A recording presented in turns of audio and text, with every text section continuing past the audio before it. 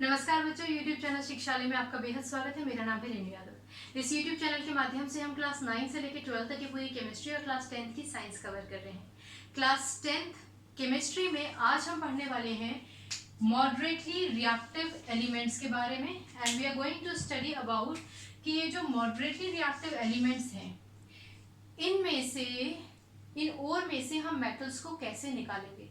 तो सबसे पहले तो ये जान लीजिए, ये मॉडरेटली रिएक्टिव एलिमेंट्स या तो ऑक्साइड ओर के फॉर्म में एग्जिस्ट करते हैं या सल्फाइड ओर के फॉर्म में एग्जिस्ट करते हैं या फिर कार्बोनेट ओर के फॉर्म में एग्जिस्ट करते हैं। आपकी किताब में आपको लिखा हुआ मिलेगा कि अगर moderately reactive elements means reactivity series में ये बीच वाले एलिमेंट्स अगर ये अपने मेटलिक ऑक्साइड फॉर्म में होते हैं तो हम इनको एल्यूमिनियम, कार्बन, सोडियम या फिर कैल्शियम की मदद से मेटल ऑक्साइड से मेटल में कन्वर्ट कर सकते हैं। लेकिन अगर ये सल्फाइड ओर और कार्बोनेट ओर के फॉर्म में एग्जिस्ट करते हैं तो पहले हमें इनके सल्फाइड ओर से मेटल ऑक्साइड में कन्वर्ट करना होगा या फिर कार्बोनेट ओर से पहले हमें इनको मेटल ऑक्साइड फॉर्म में कन्वर्ट करना होगा। क्लियर? तो उसके लिए हमारे पास दो मेथड होते हैं। पहला है कैल्सिनेशन और दूसरा मेथड होता है रोस्टिंग। दोनों ही मेथड्स बहुत ज़्यादा इम्पोर्टेंट है। दोनों ही मेथड्स एग्जाम में पूछ लिए जाते हैं। अक्सर इनका वेटेज 3 मार्क्स का होता है। 3 मार्क्स में कैल्सिनेशन पूछ लिया जाता है और 3 मार्क्स में रोस्टिंग पूछ लिया जाता है। कई बार इसमें से एक नंबर के क्वेश्चंस भी निकाल दिए जाते हैं। तो कहने का मतलब है कि ओवरऑल बहुत ही ज़्यादा इंपॉर्टेंट टॉपिक है कैल्सिनेशन और रोस्टिंग। तो सबसे इम्पॉर्टेंट चीज़ आपकी किताबों में आपको मिलेगा calcination or roasting. They are the method that convert a concentrated ore into metal oxide. Clear? अब एक बात तो आप ये जानते ही होंगे कि वो ओर जिसको हम जमीन में से निकालते हैं उसमें बहुत सारी अर्दी पार्टिकल्स होते हैं। सैंड होता है, माइका होता है, लाइमस्टोन होता है, अर्दी पार्टिकल्स होते हैं। तो उन सबको हमें धोना पड़ता है ना। याद है आपको ऑक्साइड ओर के केस में हम लोग क्या करते थे? Hydraulic washing. सल्फाइड ओर के केस में हम लोग क्या करते थे? Froth flotation process. और अगर मैग्नेटिक प्रॉपर्टी शो करता है गैंग या फिर ओर तो हम क्या करते थे? मैग्नेटिक सेपरेशन करते थे। इन सारे ही मेथड से हम क्या करते थे? ओर को धो देते थे। क्लियर? तो यानी कि अब जो हमारे पास धुला हुआ ओर है, फिर भले ही वो ऑक्साइड फॉर्म में हो, सल्फाइड फॉर्म में हो या फिर कार्बोनेट फॉर्म में हो, उसको हमें मेटल ऑक्साइड में कन्वर्ट करना होता है। क्लियर? तो ऑक्साइड ओर का तो जैसे मैंने अभी आपको बताया एल्यूमिनियम की मदद से या कार्बन या सोडियम या फिर कैल्शियम की मदद से हम उसको मेटल को अलग, ऑक्सीजन को अलग कर सकते हैं। पर आज हम बात कर रहे हैं सिर्फ सल्फाइड ओर और कार्बोनेट ओर की। कैल्सिनेशन के बारे में पहले डिस्कस कर लेते हैं। Calcination is done in the case of carbonate ore. Clear? It is done in the absence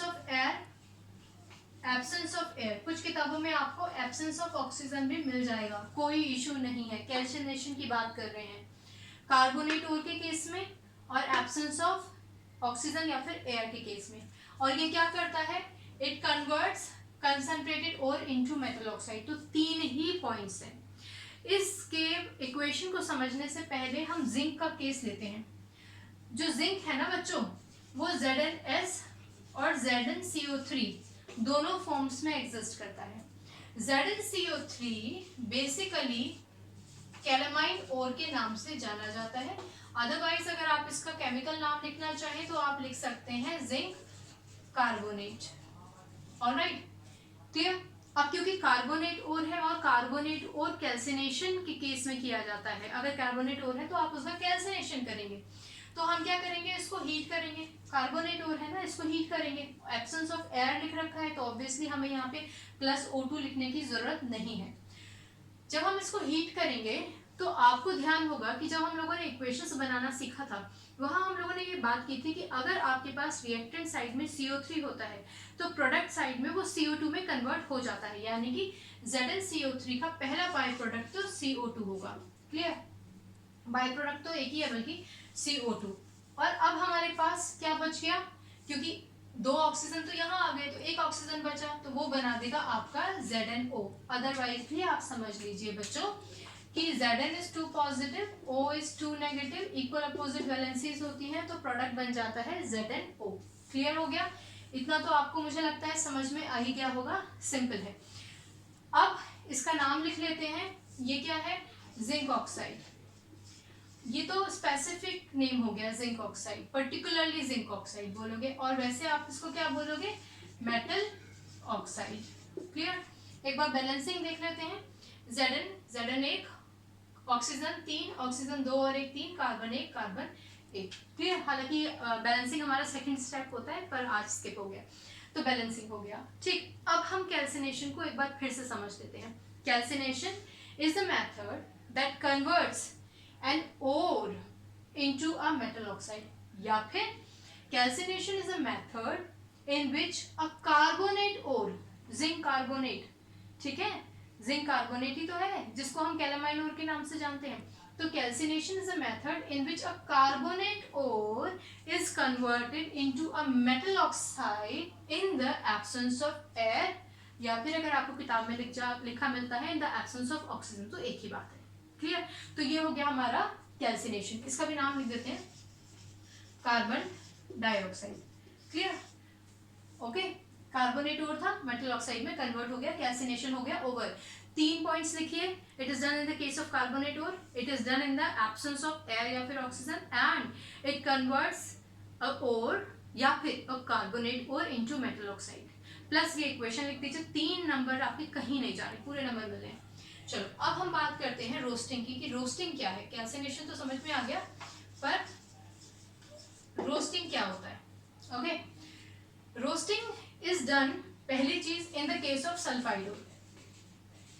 यहाँ क्या था? कार्बोनेट ओर, यहाँ क्या है आपका? Sulphide ore, and it is done in the presence of oxygen. कुछ किताबों में आपको एयर मिल जाएगा, कोई हर्ज नहीं है। It is done in the presence of air या फिर ऑक्सीजन। ओके, चलो इसका एक एग्जांपल देख लेते हैं। सल्फाइड ओर के केस में किया जाता है। सल्फाइड ओर का मतलब समझ गए ना, मेटल के साथ सल्फर जुड़ा है। क्लियर? कार्बोनेट ओर का मतलब समझ गए थे ना, मेटल के साथ CO3 जुड़ा हुआ है। क्लियर? चलिए रोस्टिंग की हम बात कर रहे हैं, ZnS। Because this method is done in the presence of air, यानी कि ऑक्सीजन की मात्रा आप देंगे, उसको भरपूर देंगे, तो इसलिए आप यहाँ पे लिखिए O2। अब प्रोडक्ट क्या बनेगा? डेफिनेटली ऑक्सीजन के लिए दोनों ही प्रोन है, जिंक भी उसके साथ रिएक्ट करता है और सल्फर भी, तो प्रोडक्ट बन जाएगा हमारा ZnO और SO2 गैस आपकी रिलीज हो जाएगी। पहले नाम लिख लेते हैं। नाम लिखने से पहले हम स्टेप बाय स्टेप ही चलेंगे, पहले हम बैलेंसिंग कर लेते हैं। ओके, यहाँ पे हमारे पास ऑक्सीजन है 2, यहाँ ऑक्सीजन है 3। ऑलराइट, बैलेंस करने के लिए हम यहाँ पे लगा लेते हैं 2, 2 और 2 4। ओके, यहाँ पे तो हमें 3 लगाना पड़ेगा, ऑड इवन वाला मसला हो गया।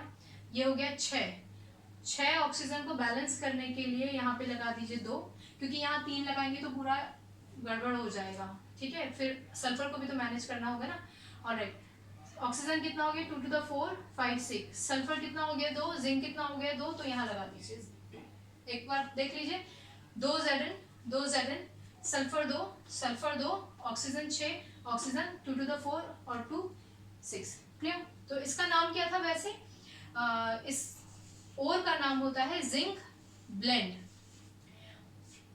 पर्टिकुलरली जिंक ब्लेंड, अदरवाइज आप इसको क्या बोलेंगे? Zinc sulphide. क्लियर? और का नाम जिंक ब्लेंड है, अदरवाइज जिंक सल्फाइड। ये क्या है? आपके पास ऑक्सीजन है, किताब में अगर ब्रैकेट में एयर लिखा हो या सिर्फ एयर लिखा हो तब भी समझ जाएगा कि वो O2 को रिप्रेजेंट कर रहे हैं। ये हो गया आपका zinc oxide, particularly zinc oxide, otherwise आप इसको क्या बोलेंगे? Metal oxide. ऑलराइट, और ये तो है ही आपका sulphur dioxide by product. Okay, तो अगर अब आपसे पूछा जाए कि व्हाट इज रोस्टिंग, 3 पॉइंट्स याद रखिएगा। It is done in the case of sulphide ore, it is done in the presence of air या फिर oxygen, and it converts an ore या फिर it converts a sulphide ore into metal oxide. Clear हो गया? समझ में आ गया? दोबारा से सुन लीजिए। मेटल ऑक्साइड्स आपके मेटल में कन्वर्ट किए जा सकते हैं by the use of aluminium, carbon, sodium या फिर कैल्शियम, लेकिन अगर और मॉडरेट रिएक्टिव एलिमेंट्स में से कोई भी और अगर सल्फाइड या कार्बोनेट और के फॉर्म में है तो फिर आपको सल्फाइड और के केस में रेजिस्टिंग और कार्बोनेट और के केस में पहले आपको कैल्सिनेशन करना पड़ेगा। फिर आपके पास मेटल ऑक्साइड आ गया ना, इस दोनों ही केसेस में मेटल ऑक्साइड आ गया है। अब इस मेटल ऑक्साइड को आपको मेटल और ऑक्सीजन अलग उसमें कन्वर्ट करना है, मतलब मेटल ऑक्साइड में से मेटल निकालना है। क्लियर हो गया है? इसको रब कर देते हैं। ओके, नेक्स्ट स्टेप पे पहुंच जाते हैं। बहुत ही अच्छा स्टेप है, बहुत ही इजी स्टेप है, आपको दिक्कत नहीं होगी। कैल्सिनेशन रोस्टिंग जरूर याद रखना, ये बहुत ही इंपॉर्टेंट है और ये आगे तक जाएगा बच्चों। क्लास 12 में भी आप इसको पढ़ेंगे कैल्सिनेशन और रोस्टिंग को ना, ठीक है। चलिए, अब हमारे पास दोनों ही कंडीशन में ZnO आ गया था, भले ही वो सल्फाइड और था, भले ही वो कार्बोनेट और था, ZnO आ गया। मैंने आपको बताया कि ZnO अगर मेटल ऑक्साइड है तो उसका रिडक्शन आप एल्यूमिनियम, कार्बन, सोडियम, कैल्शियम से कर सकते हैं। सोडियम और कैल्शियम से इस बार हम रिएक्शन नहीं कराएंगे, वो आप सीनियर क्लासेस में पढ़ेंगे। आपकी क्लास में सिर्फ एल्यूमिनियम और कार्बन का जिक्र है। कहने का मतलब अगर मेटल ऑक्साइड है तो उसका रिडक्शन आप एल्यूमिनियम या कार्बन को लेकर करेंगे, लेकिन क्योंकि एल्यूमिनियम बहुत महंगा होता है, दूसरा एक्सपेंसिव होने के साथ साथ वो जब रिएक्ट करता है तो बहुत सारी हीट रिलीज होती है, ठीक है, एक्सोथर्मिक रिएक्शन होता है, पर वो भी मेटल ऑक्साइड को मेटल में ही कन्वर्ट करेगा। जबकि कार्बन हमें इजीली अवेलेबल होता है तो हम कार्बन का प्रयोग कर लेते हैं जहां हम कर सकते हैं, तो हम लेंगे कार्बन। आपको किताब में कोक लिखा मिल जाएगा, वो इसलिए क्योंकि Coke is the purest form of carbon, उसमें कार्बन की मात्रा अच्छी खासी होती है एज कम्पेयर टू कोयला एंड ऑल, ठीक है। ये क्या है आपका, this is zinc oxide, alright. या फिर अगर आप इसको मेटल ऑक्साइड लिखना चाहें तो you can just write it down as metal oxide. जब आप इन दोनों को रिएक्ट कराएंगे तो जिंक आपका अलग हो जाएगा और ऑक्सीजन आपका अलग हो जाएगा, क्योंकि मेटल ऑक्सीजन से स्ट्रांगली कंबाइन तो रहता है, लेकिन जितना स्ट्रांगली वो मेटल से कंबाइन रहता है उससे कहीं ज्यादा स्ट्रांगली कार्बन और ऑक्सीजन का बॉन्ड होता है, ज्यादा स्ट्रांग बॉन्ड होता है। तो ये क्या करता है, ऑक्सीजन को ले जाता है। ऑक्सीडेशन रिडक्शन मेथड पढ़ा था ना, तो आप मुझे बताइएगा कि कार्बन क्या कर रहा है, मेटल ऑक्साइड को रिड्यूस कर रहा है या ऑक्सीडाइज कर रहा है, रिड्यूसिंग एजेंट है या ऑक्सीडाइजिंग एजेंट है। याद नहीं है तो ऑक्सीडेशन रिडक्शन एक बार देखिए, समझिए वहां से, ऑलराइट। तो ये क्या हो जाएगा, पर्टिकुलरली तो आप इसको बोलेंगे जिंक, अदरवाइज हम इसको क्या बोलेंगे, मेटल। और ये क्या हो आपका, कार्बन मोनो ऑक्साइड। सिंपल है। तो इस तरीके से मेटल ऑक्साइड को आप कन्वर्ट कर सकते हैं मेटल में, ऑक्सीजन उसका एलिमिनेट हो जाता है।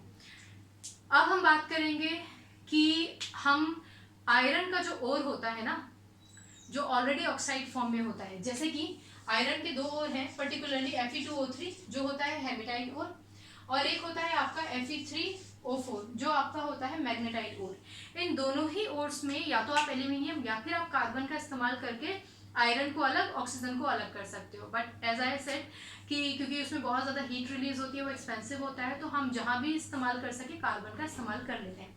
तो एक इक्वेशन देख लेते हैं, Fe2O3 हेमेटाइट बोलते हैं इसको, हेमेटाइट ओर है ये। हमने इसको क्या किया, कार्बन से एक्सपोज किया। मैंने आपको बताया कि मेटल और ऑक्सीजन की बॉन्डिंग बहुत स्ट्रांग होती है, पर उससे कहीं ज्यादा स्ट्रांग होती है कार्बन और ऑक्सीजन की बॉन्डिंग। तो डेफिनेटली ये क्या करेगा, कार्बन इसके ऑक्सीजन को एक्सट्रैक्ट आउट करके ले जाएगा और छोड़ देगा सिर्फ आयरन बचेगा और CO2 आपके पास बन जाएगा। याद रखिए, अगर आपके पास एक साइड में O3 है तो दूसरी साइड में आपके पास O2 ही बनेगा। क्लियर, इतना आपको क्लियर हो गया। अब हम बात करते हैं इसकी बैलेंसिंग की, कि आपको इसको बैलेंस कैसे करना है।